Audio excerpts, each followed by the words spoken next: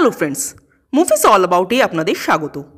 হইচইয়ে একটি নতুন web series release করেছে, নাম অ্যাডভোকেট অচিন্ত আইচ। গল্প সম্পর্কে যদি বলি তো অ্যাডভোকেট অচিন্ত আইচ কখনো কোনো কেস জিততে পারেন না। ছাগল মুরগির কেস ছাড়া তিনি অন্য কোনো কেস লড়তে পারেন না। এরকম সময় তার হাতে এসে পড়ে এক হাই প্রোফাইল কেস, যেখানে একজন ওয়াইফ, যে রোলটা প্লে করেছেন সুরঙ্গনা, তিনি তার স্বামীকে খুন করেছেন, যার 15 জন আই উইটনেস আছে। তো অচিন্ত আইচ কি পারবে সুরঙ্গনাকে বাঁচাতে? এই নিয়েই সিরিজের গল্প। এক কথায় যদি বলি তো সিরিজটা আমার মোটামুটি লেগেছে। ভালো হওয়ার টুকটাক কিছু এলিমেন্ট থাকলেও প্রচুর খামতি থেকে গেছে এই সিরিজটায়। সবচেয়ে বড় যে পজিটিভ পয়েন্টটা তা হলো এই সিরিজের অভিনয়। কম বেশি প্রত্যেকেই এই সিরিজে বেশ ভালো অভিনয় করেছেন। ঋত্বিক চক্রবর্তীর যে ক্যারেক্টারটা এখানে দেখানো হয়েছে, প্রথম দিকে একটু ভয় পাওয়া, কনফিডেন্সের অভাব, বাট ধীরে ধীরে তার মধ্যে আত্মবিশ্বাস জন্মাচ্ছে, স্মার্টলি সব কিছু হ্যান্ডেল করছেন। এই পুরো জার্নিটা ঋত্বিক খুব সুন্দরভাবে ফুটিয়ে তুলেছেন। অন্যদিকে এক দুঁদে উকিল, যিনি কোনোদিনও কোনো কেস হারেননি, যার ভয় বাকি উকিলরা এতটাই ভীত যে তার অপোজিটে কোনো কেস লড়তেই তারা চান না। এমন একজন উকিলকে খুব সুন্দরভাবে প্রেজেন্ট করেছেন শাশ্বত চ্যাটার্জি, তার এক্সপ্রেশন, তার বডি ল্যাঙ্গুয়েজের মাধ্যমে। এখানে নজরকাড়া অভিনয় ছিল দেবরাজ ভট্টাচার্যেরও।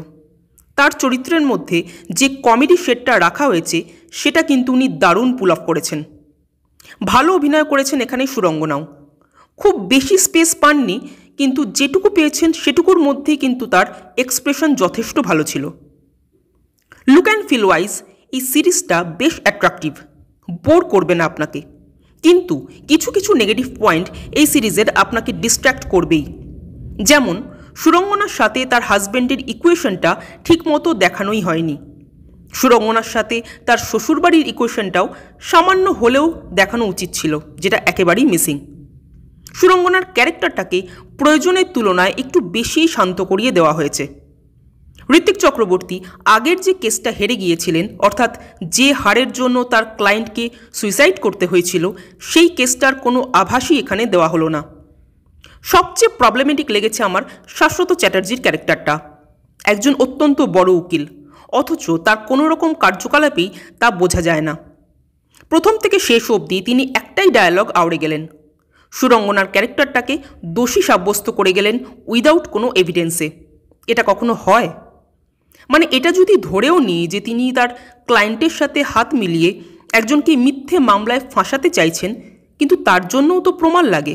অন্তত কিছু মিথ্যে সাজানো গোছানো প্রমাণ হলেও তো লাগে রে বাবা। খালি হাতে তো আর কোর্টে লড়া যায় না। কিন্তু এখানে দেখানো হলো শাশ্বত অলমোস্ট খালি হাতেই কেস লড়ে গেলেন, শুধুমাত্র গলার জোরে আর হম্বিতম্বির জোরে।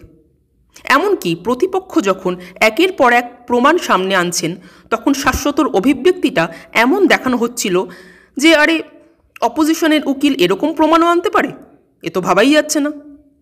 এরকম তখনই হয় যখন অপোজিশনকে আমরা হয় টেকেন ফর গ্র্যান্টেড নিই, অথবা নিজের প্রতি ওভার কনফিডেন্ট থাকে। এবং এই দুটোর কম্বিনেশনে পরিচালক শাশ্বতর ক্যারেক্টারটাকে এমনভাবে তৈরি করলেন যেটা খুবই বোকা বোকা ও ফেক বলে মনে হলো।